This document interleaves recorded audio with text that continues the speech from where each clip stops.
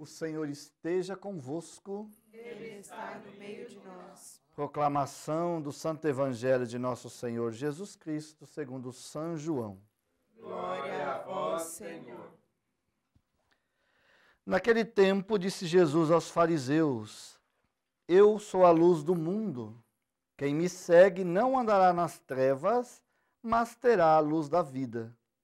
Então os fariseus disseram: O teu testemunho não vale, porque estás dando testemunho de ti mesmo. Jesus respondeu: Ainda que eu dê testemunho de mim mesmo, o meu testemunho é válido, porque sei de onde venho e para onde vou. Mas vós não sabeis de onde venho, nem para onde vou. Vós julgais segundo a carne. Eu não julgo ninguém. E se eu julgo, o meu julgamento é verdadeiro, porque não estou só, mas comigo está o Pai que me enviou. Na vossa lei está escrito que o testemunho de duas pessoas é verdadeiro. Ora, eu dou testemunho de mim mesmo, e também o Pai que me enviou dá testemunho de mim. Perguntaram então: Onde está o teu Pai? Jesus respondeu: Vós não conheceis nem a mim, nem o meu Pai. Se me conhecesseis, conheceríeis também o meu Pai. Jesus disse essas coisas enquanto estava ensinando no templo, perto da sala do tesouro. E ninguém o prendeu, porque a hora dele ainda não havia chegado. Palavra da salvação. Glória a vós, Senhor. Ouvimos a narração da história de Susana. Muito interessante que tudo isso acontece de uma maneira muito bem narrada, coloca-se personagens muito importantes para mostrar o grande amor de Deus por aqueles que procuram estar sempre na justiça. Susana, uma jovem casada, pelo texto muito bonita, e que incitou um comportamento inadequado daqueles juízes. Homens que, na ideia do povo, eram pessoas sábias, eram aqueles que orientavam o povo, eram aqueles que aconselhavam o povo, então tinham muito respeito do povo. E eles aproveitavam disso, esses dois homens, não se tem o nome deles, né? Mas eram dois juízes, quer dizer, dois responsáveis pela comunidade, velhos, mas que não cuidaram. Em vez de envelhecer com sabedoria, envelheceram nas coisas erradas. E aí, todos enrolaram essa história. Susana não quis ter um ato errado com eles, né? Porque eles faziam isso com outras jovens. E elas, com medo de denunciar, porque eles eram pessoas importantes, elas se calavam. Susana não se calou e não deixou isso acontecer. E ela foi condenada à morte. E Deus suscita Daniel, que mostra para eles o erro daqueles homens. Deus foi em socorro de Susana, que não tinha ninguém para defendê-la, a não ser Deus. E a sua oração foi essa: Senhor, eu sou inocente. Se eu tiver que morrer, eu morro, mas inocente. E foi essa palavra que fez com que Deus interviesse em favor de Susana. Se essa história realmente aconteceu ou não, se foi algo contado, né, pelo profeta Daniel, outro que tem escrito esta passagem, não é isso o mais importante para nós nesse texto. Mas sim o que o texto quer nos dizer, a importância da inocência e Deus que vem com a sua justiça. Se procuramos estar corretos, Deus sempre vai nos defender.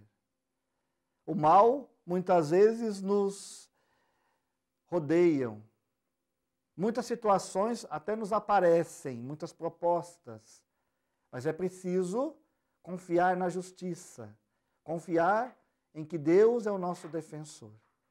Porque em muitas situações não temos nem a quem recorrer.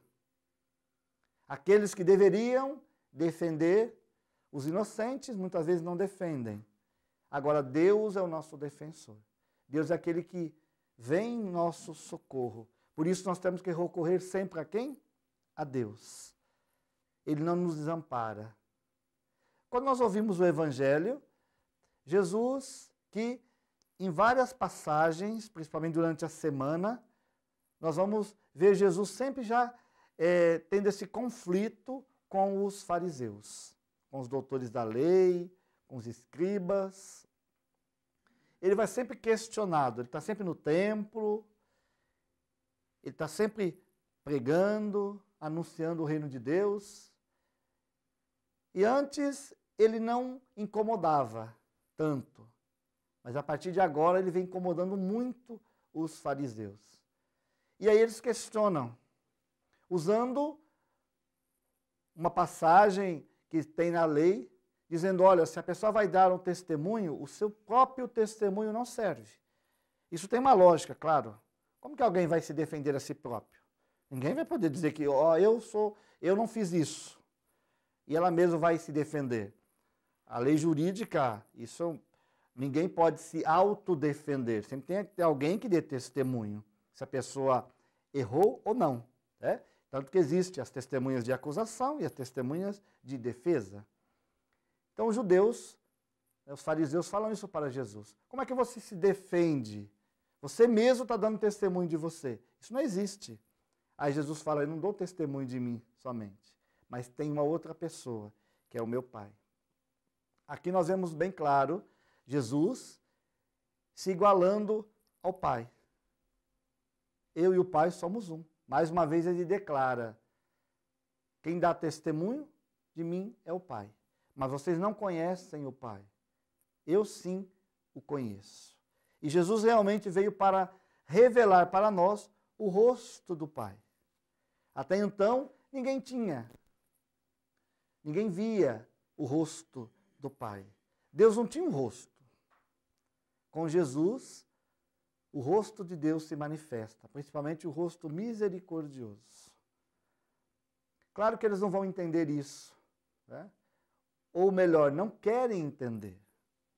Porque eles sabiam que Jesus era o enviado do Pai. Eles sabiam que Jesus era o Messias. Não aceitavam. A diferença é essa. Sabiam, mas não aceitavam. E no finalzinho do Evangelho, São João declara, tentaram prender Jesus, mas não conseguiram por quê? Ainda não tinha chegado a sua hora. Qual era a hora? A hora dele ser preso, dele sofrer, ser crucificado e morrer. Mas não parar nisso. E ressuscitar. Então a hora de Jesus não tinha chegado, mas sua hora está chegando. Por isso nós estamos já próximo a iniciarmos, no próximo domingo, nós estaremos no Domingo de Ramos, para começarmos a Semana Maior, dessa grande graça, que é a Semana Santa, depois o Tríduo Pascal. E precisamos ter sempre essa confiança na graça de Deus. Jesus é aquele que dá testemunho do Pai para nós. Ele que também, diante de Deus, testemunha a nosso favor. Jesus é a testemunha qualificada para nos defender das acusações, porque ele mostra diante de Deus as suas mãos chagadas, o seu lado aberto. O preço que ele pagou para a nossa salvação. Meu irmão, minha irmã, não temos outro defensor. Muitas vezes a justiça humana pode falhar. E quantas vezes nós vemos as falhas na justiça humana? Mas a justiça de Deus não falha. O testemunho de Jesus, ele é verdadeiro. Então temos que recorrer sempre a esse Jesus que testemunha diante de Deus a nosso favor, para a nossa salvação, para a vida que o Senhor quer para nós. Nos preparemos bem durante essa semana, colocando tudo diante de Deus, aproveitemos a oportunidade que o Senhor nos dá da sua graça, para vivermos a grande semana, semana maior. Porque se somos cristãos católicos, é porque Jesus passou pela morte, pela cruz, ressuscitou. Ele é o crucificado que ressuscitou, o ressuscitado que passou pela cruz. Se Jesus tivesse ficado na cruz somente, não haveria cristianismo, não haveria uma dimensão nova desse testemunho, desse amor de Deus. Seria uma seita judaica, que logo depois teria acabado, porque não só o Império Romano, mas os próprios judeus iam fazer de tudo para destruir, e pronto. Mas Jesus ressuscitou. Muitos foram crucificados, a gente sabe. A crucifixão não era algo que aconteceu somente com Jesus. Muitos foram crucificados antes e também depois de Jesus. Mas nenhum dos crucificados ressuscitaram. Essa é a grande certeza que nós temos diante do trono de Deus, essa testemunha qualificada para nos defender das injustiças. Louvado seja nosso Senhor Jesus Cristo. Para sempre seja louvado.